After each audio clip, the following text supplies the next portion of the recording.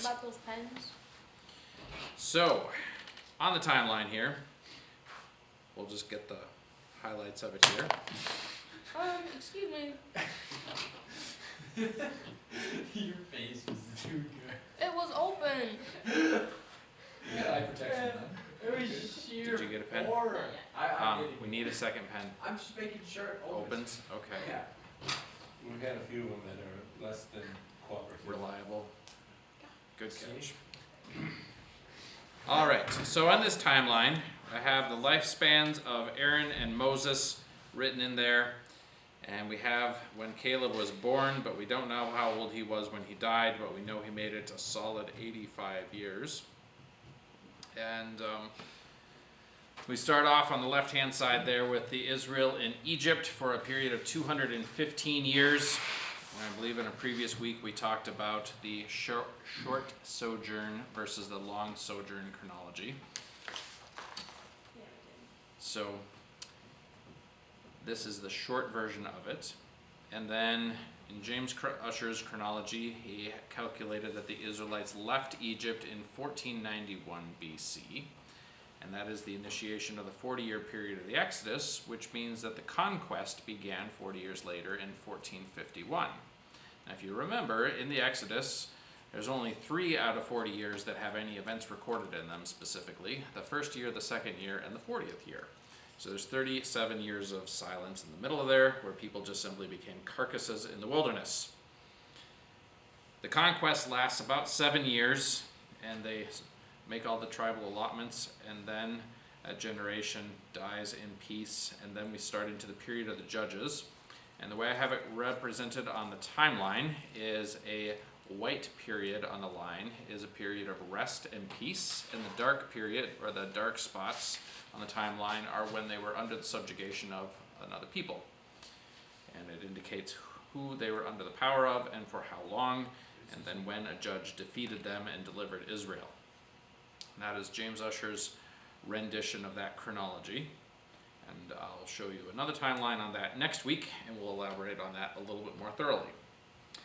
That merges into the beginning of the monarchy period, and so at the end, right side of the timeline, you'll see Samson as a judge, and Samuel is a prophet, and Saul's reign begins somewhere in that neighborhood. We see the priest Eli, and we know when he lived.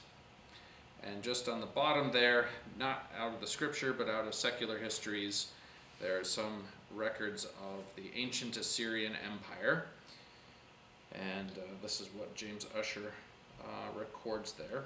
And then he also has one of the dates proposed for the destruction of Troy, and that one he has calculated to 1184. And that's when Troy was destroyed or defeated by the Greeks. Where is Troy? Troy is in northwestern Turkey, on the Turkish side of the Aegean Sea, not too far from Istanbul and Constantinople. I don't know where any of those places are. All right, later I will show you on a map. I don't think I've got a map present that would show where it is. In the New Testament, I believe it's known as Troas, so it's that neighborhood. That would make a lot of sense. It would. All right, so I get to do this without notes. So we're going through the eras of the Old Testament. We've only actually gone through 5 books, and today we're going through book number 6, book of Joshua. And this is going to cover the Conquest era. So we finished up the beginnings and the patriarchs and the Exodus. And we'll go over the entire Conquest era here just tonight. Next week we'll go to the Judges, and then we'll shift into the United Monarchy. And we're soon going to have an awful lot more books to simultaneously be studying, and so the pace is going to slow down in some extent. And in other ways, it's going to speed up. So next week we'll have the Judges. We have 2 weeks off over Christmas because of New Year's and Christmas. And then on the 5th, we'll look at Samuel and Saul. I have a pastor's retreat that I need to go to on January 12th, and so tentatively have the Christmas party scheduled for that night. Micaiah will confirm on the group chat that January 12th works for that. Annabelle should be around, so I think she'll be our second adult here, Jeremy, but I'll confirm that with her after she's done with her finals. And that is the weeks coming up here. So, we have Conquest. In the book of Joshua, Conquest gets detailed out. I have to change my position here because this does not work. Alright. So, am I still on the screen, Makai? Or did I just move out of the frame? You're in the frame. And in the frame. Alright. This is a 5 to 7 year period of warfare. The details of each year are not really spelled out particularly well in the book of Joshua, but we do know that it lasted 5 to 7 years. And by the end of this period, they stop the fighting, and they haven't fully defeated all of the Canaanite peoples and fully exterminated them, but they start dividing up the land into their tribal inheritances, and that actually is a very large portion of the book of Joshua. And Joshua is obviously the main character of the book. It is likely he wrote the book, or at least made some of the records. And he, of course, was the personal assistant of Moses through the Exodus, and he had been leading the army of Israel in their wars through the course of the Exodus, because they fought against the Amalekites and the Aradites and the Amorite kings of Sihon and Og on the other side of the Jordan River. And so he had a lot of battle experience before they even began the conquest.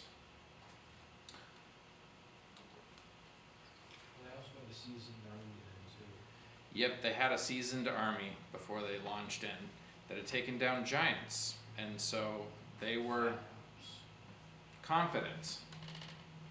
So the book of Joshua gets broken up into 4 parts. The early part, we see Joshua gets commissioned by God himself, which is significant because Moses was one of those leaders that you would never want to have to follow up, because he's one of those George Washington type figures in history that is just larger than life and almost considered a demigod in their own generation. But Joshua gets commissioned. They make some preparations to take over the land. Then they take over the land, and then they divide it up amongst all the tribes. So we're going to look at the details of this. We'll have a fair amount of geography, and I got a really good set of maps that will allow us to go through this well. So in his commissioning, in chapter 1, we have verses 1, 2 here. God is speaking to Joseph, or to Joshua, and he says, "Moses, my servant, is dead. Now therefore arise, go over this Jordan, you and all this people, into the land that I am giving to them, to the people of Israel." And then one of the major themes of this passage comes across in verse 7. "Only be strong and very courageous. Be careful to do according to all the law that Moses my servant commanded you. Do not turn from it to the right hand or to the left, that you may have good success wherever you go." It's like the first case for being a political moderate. Don't turn to the right, don't turn to the left, go straight down the center. I'm joking. Anyhow, so Joshua becomes the leader, and God sends him into the land with them. So in their preparations, they spy out the city of Jericho, because that is the large chief city right across the Jordan River from where they are camped. And to do that, they send spies over there, and they end up in the house of Rahab. Rahab covers for them by deceiving the people of Jericho into thinking that they left the city and were not actually in her house, and that they were going one direction, and then she let them out that night and sent them the other direction. And they hid for a couple of days and then made their way back. And she made them make an agreement with her that she would not die when Jericho fell. So then shortly after that, they cross the Jordan River, and they do this on the 10th day of the first month, which I believe would be in April. And the Jordan River is at flood stage. And Jordan River is not a river of the magnitude of the Mississippi River. It's on the order of maybe the Red Cedar River, or the St. Croix is no, much smaller than the St. Croix River. Probably the Red Cedar River downstream from Menominee. Trying to think, it's bigger than the Willow River in most places. Bigger than the Apple River in most places in the Kinnickinnic. Minnesota? Hmm? Probably smaller than Minnesota River then. Depending on where you are in Depending Minnesota. where you are in the Minnesota, it would be pretty close to the Minnesota size, up really close to the source of the Minnesota River. But once you get downstream a ways, like by Mankato, that's a much bigger river. Cannon River in Northfield would be about the right size in a lot of places. So it's not a river that's uncrossable, but normally they would have fords that you would cross it at low water levels, and when it's from flooding, then you just don't even bother try crossing. And so when Moses was commanded to lead the Israelites across the Red Sea, he had the nice option to just simply tell the Israelites, stand firm and see the deliverance of the Lord. And he didn't tell them what was going to happen. Whereas God told Joshua, have the priests put the Ark of the Covenant on their shoulders and walk towards the Jordan River. And so they had to do this in front of the entire people of Israel. And the moment they get to the river is when the river starts drying up. And so they're 3 steps away from being washed downstream with the Ark of the Covenant, and that would have been hideously embarrassing. But God was trying to establish Joshua as the leader and someone who could be trusted on the same level that Moses could be trusted. And this was a frightful way to start it. It says Joshua waited 3 days and then he did it. He was just 3 days just gearing up, like, okay. Perhaps, yes. But it may have been getting the camp ready to move out, because he did it for everybody to cross.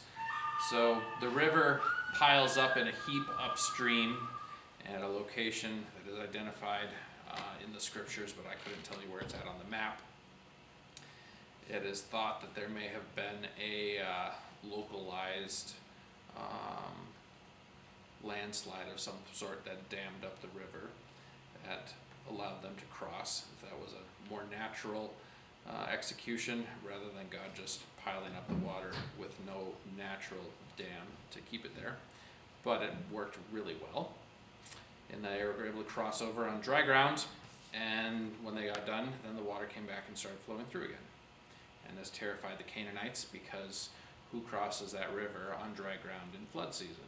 How did the Canaanites hear about? Oh, they just saw that they were. They crossed. just saw it. Yep, they Yes, watched it. guys. Word gets around. They had heard about all the exploits of the desert and crossing the Red Sea and how the plagues had hit the Egyptians, and they knew what was coming, and then that was just icing on the cake.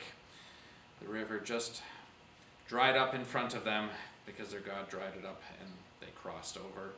So the people of Jericho were utterly terrified. They think it try. Yep.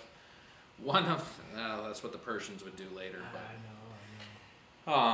when they crossed over, there were 2.5 tribes, Reuben, Gad, and half of Manasseh, that had wanted to settle on the other side, but they still had to send a military contingent to cross. And so 40,000 of their soldiers went to cross, even though their wives and children and families, and probably some of their defenders, did not go with. And then they set up memorial stones by pulling 12 stones out of the middle of the Jordan River and piling them up in a heap to remember. I would love to find that heap of stones. Do you think it's still there? Probably not. Memorials like that usually get turned into something else. Carted off. Stone of the house. Yep. Somewhere they're built into something, perhaps. Or because it was on the shore, it may have just gotten systematically buried over the next several flood seasons. Yeah. That could be something that could be dug up. Anyway, shortly after they get across, they realize that they have not circumcised anybody since they came out of Egypt, and so they conduct a mass circumcision of all the males before they conduct the conquest. They have to heal from that. It takes a few days. And so then they celebrate the Passover, and that was the last day that manna fell from heaven. So that was 39 years worth of manna plus some that had been falling from heaven. Oh, that's right, because they were still eating manna. Yep. I wonder if the Canaanites were like, food falls from the sky for them. Mm-hmm. Like, That would have been another interesting story to get rumor of, I would and have loved to try it. yeah, I would have enjoyed eating it for a week or two. Maybe not 39 years worth of it, Correct. but Your entire that would have still been interesting. Because it sounds, Well, the way it's eventually it's described, all it you sounds know. really like good. It's Like true. for the kids. was Yeah. good. Yeah, the kids born in the Exodus, all they knew was manna. It's really good. You're Yeah. like, what's a fruit? Turkey tastes really good. Yeah. Well, they probably did come across some fruit from time to time, and they had all their flocks and herds, so they probably had cheese and meat from time to time.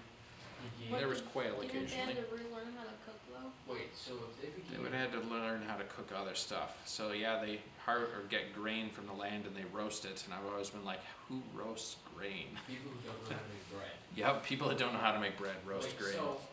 So they begin eating the fruit of the land of the Canaan. Does that mean they're just plundering the land because they didn't grow any of it because they didn't have that? So they're just literally plundering the land Yes. as they walk through it. Just That was the standard operation for all armies through all time, is that you just procure the produce of the land that you're marching through until the time of Napoleon.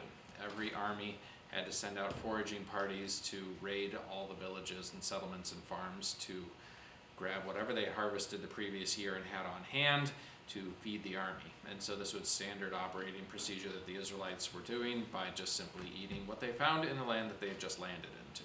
Well, what did Napoleon do? He started experimenting with canned food so they could ship it, because he realized that he had a more stable supply and he could have his soldiers spending more time fighting if they or training. or training if food was arriving on a regular basis and they didn't have to go out and find it. So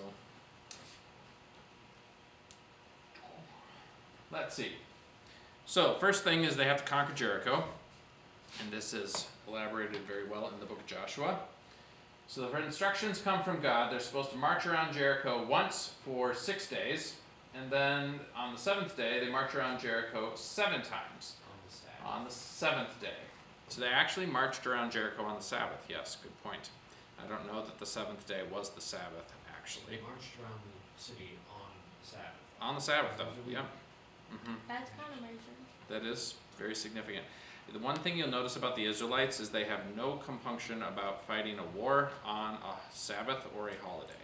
If they are attacked, they will fight regardless of what day of the week it is or what holiday. Will they attack regardless of the day or week, or will they be like, alright, we're gonna wait till Monday to attack? I'm not sure. I don't have a historical analysis of that, but I know the Arabs tend to attack them on holidays. Really? Yes, because then there's not as many people at their posts. So Like modernly or? yeah, modernly. In 1973, the Yom Kippur War was when everybody was on holiday at Yom Kippur, and the Arabs attacked. And the way the Israelis notified all the rest of the Israelis and called everybody back is 2 fighter jets broke the sound barrier over Jerusalem and Tel Aviv, and everybody's like, something major's up, I'm going to report to my base. And that's how they gathered all the troops together. That is a really good way to Yep. do that. Break the sound barrier over the city, give everyone a wake up call. Yep, everybody got a wake-up call, and that's what happened a year ago. The Israelites were on a holiday when Oh, January. Hamas went on the attack and rampaged, and so yep, it was October 7th, and I'm not sure which holiday it was, but there's a lot of holiday options there. No, that's the Feast of Tabernacles and the Feast of Trumpets and Rosh Hashanah. It's all those high holidays right in that time frame. So yeah, they weren't expecting it, and they didn't anticipate it, and they were not on their guard because it was a holiday. Anyhow, so they blow the trumpets, and then they are supposed to go in and utterly destroy everything and take no spoils. And the reason why is because the first fruits of conquering the land were supposed to be devoted to God entirely. That's why in Jericho they were supposed to devote everything to God and destroy everything. There's this thing in Hebrew called the ban, which is you devote things to the Lord. And if it's something that is imperishable and you can put it in the treasury, like gold or silver, that's where it would go. And if it's burnable, then you just torch it. And that is a sacrifice or a burnt offering unto the Lord. Is leather burnable? Yep, leather burns. Okay. So that would be something to torch. So that's what they were supposed to do to the city of Jericho. So they And burned it to the ground. yep, the walls fall down, and there's lots of archaeological controversy as to which layer is the layer that Joshua attacked and torched. There is a layer where the walls fell outward that is highly suspicious, because battering rams would tend to ram the wall to the inside, not to the outside. Some layer have a whole lot of like carbon from. Well, yeah, every city destruction layer usually has tons of carbon, and Question though, wouldn't Because later on, it might have been, when,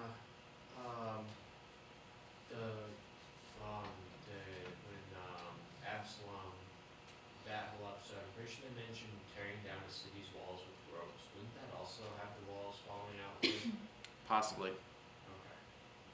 That could have been a wooden wall though too, just Oh, like yeah. so I'm not sure how you pull walls down with ropes, but if it was just a stockade, that would make a little more sense in my mind, but Right. maybe you can use ropes and pull stones one from the next. Seems like you need to pry them, but Yeah. Anyway, there's lots of layers to Jericho. One of them is likely the archaeological layer that Joshua took him out on. I'm not an expert on that, and I haven't read up on it recently, but there's been a lot of debate as to which one is the one that Joshua took. There are a lot of destroyed layers of Jericho because cities get destroyed regularly, and then they were usually in a good location, so somebody eventually rebuilt on them. And that happened with Jericho eventually too. Rahab's house gets spared. Her house was built into the wall. That section of the wall does not fall down. She has the red cord hanging out the window, which is the sign, and everyone who was in her house was spared. And it's a really cool imagery of how whoever is under the protection of the Lord does not die and is spared death and destruction. And Rahab ends up marrying an Israelite and becoming part of the lineage of Jesus. Really? Yep. Her son was Boaz.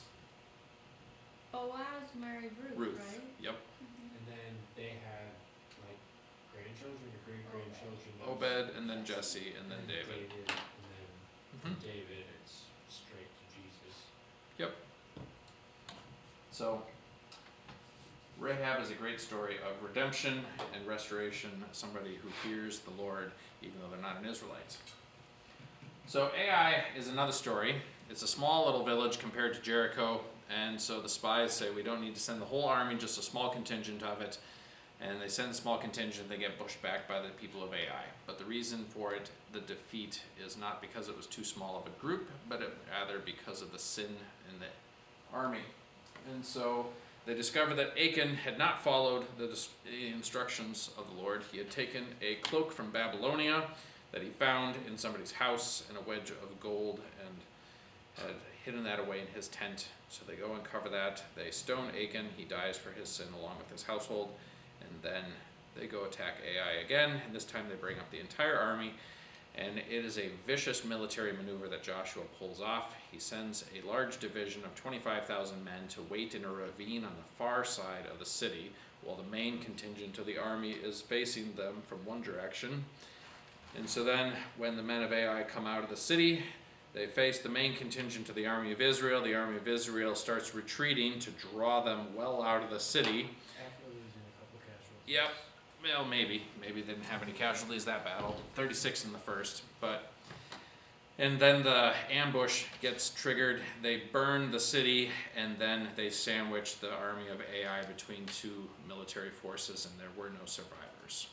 That's pretty brutal. That was really brutal. Joshua was a very sharp general in the way he approached things, and we'll see that in further battles here.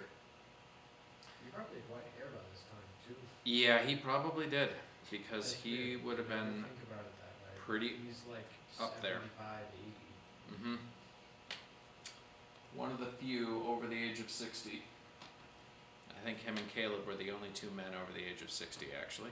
That's crazy. Yep. Everybody's young. Yep, everybody's young. The year before, you had Aaron and Moses and Joshua and Caleb, and there could be 40 to 60 years between Joshua and Caleb and Aaron and Moses, and everybody else is just young whippersnappers born in the desert or kids when they left Egypt. There's a whole new generation.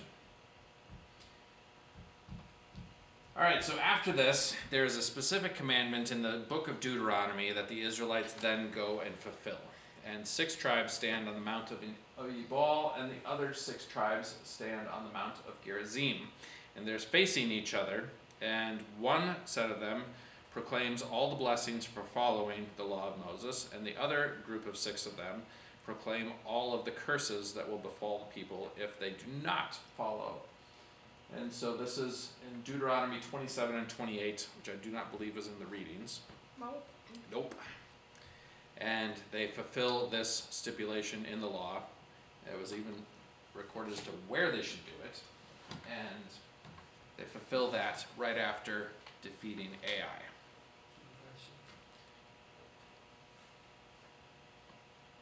So by 6 tribes, they didn't bring the 3.5 tribes from across the Jordan. They didn't say, all right, come over, we need to fulfill this, and then Probably would have been the fighting men from those tribes. probably the fighting men. Yeah. Okay, that's right. So then the Gibeonites are quaking in their boots, and they resort to a ruse. They have no illusions that they can militarily defeat the Israelites, and so they go for deception's route. Yep. Anyhow, so they're a city of the Hivites, and I'll go ahead and hand out this map so you can see the geography of them.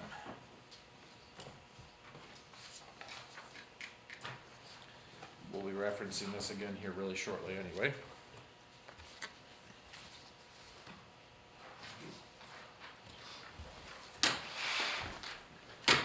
So on this map, the Israelites are camped at Gilgal. That is their base of operations after crossing the Jordan River there. And you can see how Jericho is the first in line. Ai and Bethel are the next two relatively close. The specific locations of all these cities is kind of plus or minus a little bit, and assuming they're identified with the correct heap of ruins in the land of Israel. But they're all generally in the right locations from what I can tell. Gibeon is there just to the south of Bethel and Ai, and Gibeon was one of the 5 royal cities of the Hivites, so it was a very significant settlement and city. It wasn't a small little outskirt village like Bethel and Ai were. Anyhow, so they pretend to come from a really long distance away, and that is not implausible because you remember in Jericho, Achan steals a Babylonian cloak. That implies there is a trade connection between Jericho and Babylon, or the Chaldees, which is several days worth of camel rides away. That might have taken them 40 to 60, 80 days to get between. A lot of camel riding for... Yep, a lot of camel riding. So it's not like there aren't connections from long distances away. It's just that they don't know. And so they pretend to come from a really long distance away by wearing worn out clothes and having moldy bread, even though they came from just a short distance away. Joshua and the elders of Israel don't consult with the Lord to find out if they should make a treaty with them or not. They just simply conclude to make a treaty. 3 days later, they realize that they're actually neighbors and that they're from relatively close by. And so then the whole army of Israel marches against Gibeon, and they're infuriated and they want to destroy the city, but Joshua and the elders are like, we did sign a treaty with them. We would be breaking our word and would pull curses down from heaven on us if we broke our word. So they punish them, the Gibeonites, by turning them into woodcutters and water carriers for Israel. And that is to take care of the needs of the tabernacle, which gets set up at Shiloh. Oh, cut wood for the burnt offering. Cut wood for the burnt offerings, carry water for the laver, which is used for getting cleaned up and washed up. So they end up taking on some of those Levitical rules, I guess you would say, but some of the just boring labor that is necessary for that.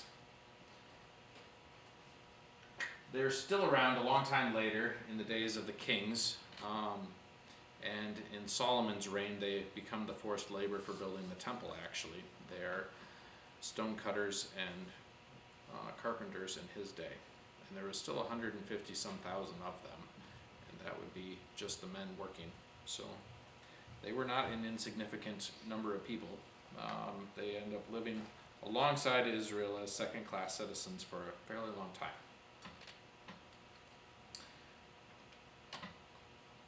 The rest of the Amorites and Hivites don't like that the Gibeonites had signed this treaty, though, because they were very concerned about the Israelites and they wanted to gather everybody together to fight against Israel, and the Gibeonites all of a sudden sided with the enemy.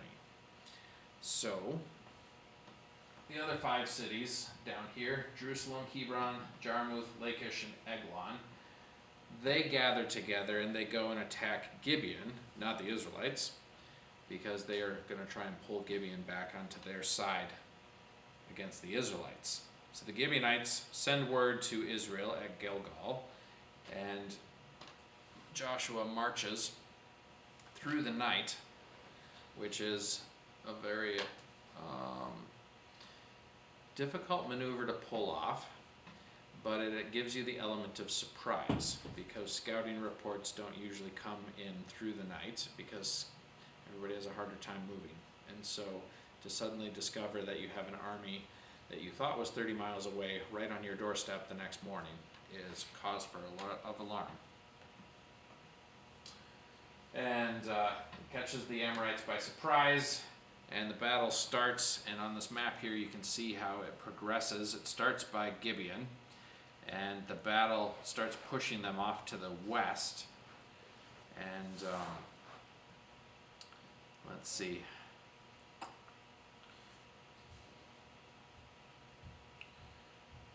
Yeah, and footnote number 3 there, it says, Israel routed the alliance and returned to Gilgal. When they heard that the 5 kings were trapped at Makkedah, they gathered at Makkedah to deal with the kings that were over there. And then they killed the kings over at Makkedah, hung them in the trees until evening, and buried them in a cave. So this will show you some of the distances these all came from. You've got Hebron, Eglon, Lachish down in the south there. Jarmuth is a little further north.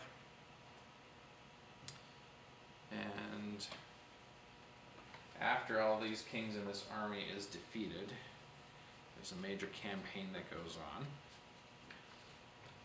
One of the things Is that the battle with the hailstones then? Yes, this is the battle with the hailstones, and this is also the battle with the sun and the moon stopping. And this is a fascinating supernatural miracle, because Joshua needs more daylight to finish off the enemy, and so he commands the moon and the sun to sit still, and they do stop for about a day's worth of time. And this is what's known as Joshua's long day. And this is 5. This is against the 5 kings in the south. Yeah. Anyhow, so for this miracle to have taken place, the earth would have had to stop rotating on its axis, and that would cause the sun to sit still, and the moon to also sit still. It's possible that the moon also stopped in its orbit around Earth. It could have continued moving, and it might not have been perceptible to the human observer on Earth without detailed astronomical measurements, because the moon doesn't move that far that fast in a day. But it would seem like it had stopped in its orbit, and it could be that all the rest of the planet stopped as well. But then at the end of that day, then the Earth would have had to rev back up to a full day's worth. And the amazing thing is that nobody perceived the slowing of the motion, which means it slowed down at either a really nice slow pace, or God lifted the laws of inertia so that everybody didn't smash into the nearest fixed object at 700 miles an hour. It'd be a couple thousand. No, it was 1,000 miles an hour at the equator, Oh, okay. and at this latitude it'd be somewhere between 600 and 700, I suspect. Everyone would be smart. Yep, everyone would have been splat, there would have been a lot of dust ripped up, and buildings would have been leveled. Tsunamis. So that didn't happen, and all the oceans would have moved over the continents because the inertia would have kept them moving. So the Mediterranean Sea did not end up over the It land would of have- Israel. Dude, Yeah. talk So, about the flood. God causes the flood just by slowing the earth down, just inertia. yep, all that stuff did not happen. The day is an extra long day, and they're able to defeat their enemies fully. And then the earth starts moving again. And on this side of the earth, I think the sun would have never risen that day. And I've always wondered if the empires of the Americas always worshipped the sun god because the one day that the sun didn't rise, Oh. they have to conduct worship and sacrifices to make sure the sun actually does rise every day, because one day it didn't. But I don't know. I haven't heard of any record of it in any other archaeological place. It should have been recorded by the Babylonians, but those records did not survive until today. That would have been amazing. Alright, so that shows that map.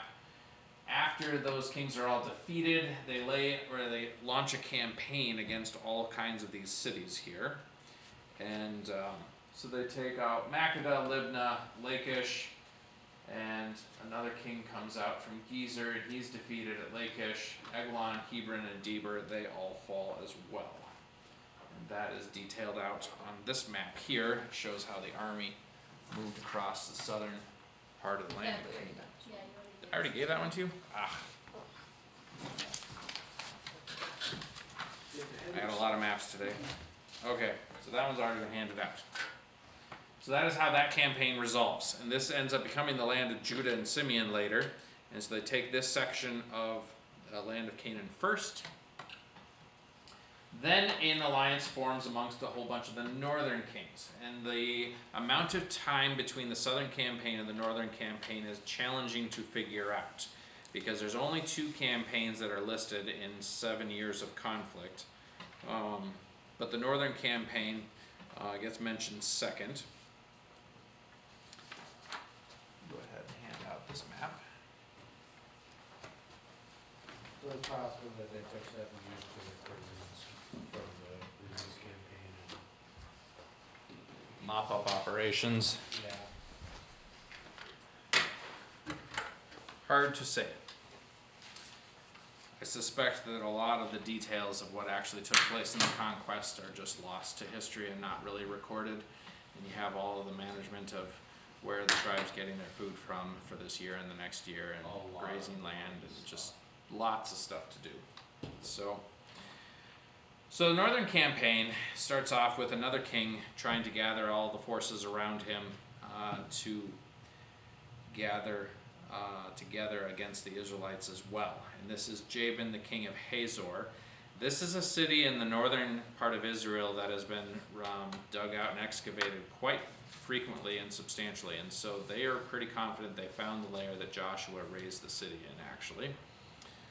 The way this battle goes is all these northern kings come together, Madon, Shimron, and Akshaph, this large army with horses and chariots that is lining up against the Israelites. The Israelites don't have horses and chariots, and so they're at a disadvantage. They don't have any cavalry, and chariots worked as like a archer's platform that was highly mobile, so they could move to wherever they needed to be in the battle, and archers would be able to lay down a devastating fire of arrows and cut soldiers down. And they're usually out of range of less mobile archers or just swordsmen. So they were challenging to deal with. Joshua defeats them at the waters of Merom, and they take the city of Hazor and burn it to the ground. And that is what they've dug up and since found quite conclusively. So that takes out a lot of the northern territory. And then we shift into sorting out the tribal allotments. They haven't possessed all of this land entirely yet, but they have large portions of it and enough for everybody to start settling down. And a large portion of the book of Joshua is actually just establishing the boundaries of the tribes, the chief cities and villages that they all get to settle in. And this map gives a pretty good facsimile of how these portions end up panning out. The exception being Dan in the north. If you look at this map, you'll notice that Dan has a little pocket up in the north by Naphtali and Asher and Manasseh, and there's another section down in the south between Judah and Benjamin. And that we will explain in greater detail in the book of Judges next week. In the book of Joshua, the Danites were allotted that section down in the south. So the more numerous and prosperous tribes were given larger territories, and that ended up going to Judah and Manasseh and Ephraim. And the smaller tribes got smaller sections, and that ended up being all the other 9 tribes. And you'll notice Levi does not get any of these. They are scattered in Israel. That actually leads me to the next map. This one isn't as fun in color. But I put the cities of refuge on this map so that you can see how they were distributed.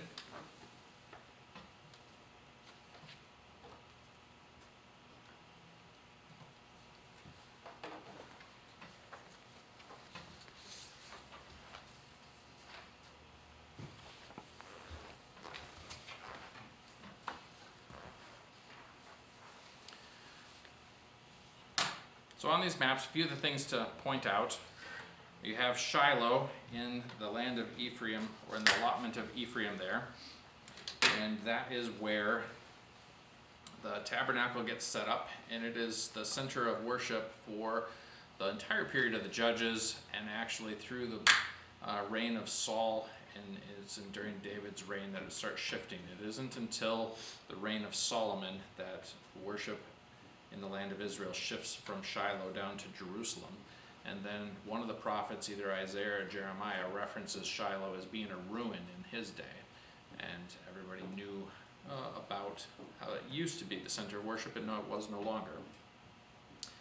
The black and white map that I handed out to you shows several of the mountains. You can see Mount Ebal and Mount Gerizim there up near Shechem.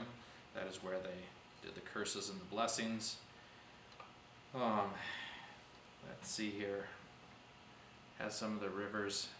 The one thing I wanted to point out are the cities of refuge, and those are the bigger dots. Those were supposed to be equally distributed around the land, and you'll notice that there are 3 on the east side of the Jordan: Golan, Ramoth Gilead, and Bezer. And then on the west side, you have Hebron in the south, Shechem in the middle, and Kadesh in the north. And those were the cities where people could flee to if they were guilty of manslaughter, not intending, accidentally killing somebody. They would be protected there. And that ended up being the center of where the Levites ministered out of, because they had allotments and land around those cities as well. And that spread and distributed the Levite and the Levitical ministry out throughout the land of Israel.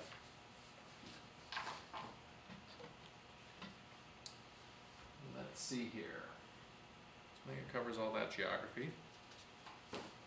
Now, the Israelites did not actually possess all of this at this point in time. They had to gradually conquer the rest of it through the book of Judges, and actually it wasn't until David's reign that they possessed all of it. Then the book closes out with Joshua dying at the age of 110, and he gets buried in his inheritance, Timnath-Serah. And they also buried Joseph's bones there near Shechem, which they brought out of Egypt. And then Eleazar the high priest dies, and he's buried at Gibeah in Ephraim. Thus ends the conquest of the land. So it's the Philistines were in the Israelites' inheritance, right? Not on this year. Yep. All right. Should probably go. But Yep. Thank you. Tell your mom I'm sorry for going a little late. Yep. So the Philistines had not arrived in the land at this point in time yet, actually. And that is where the Philistines lived later.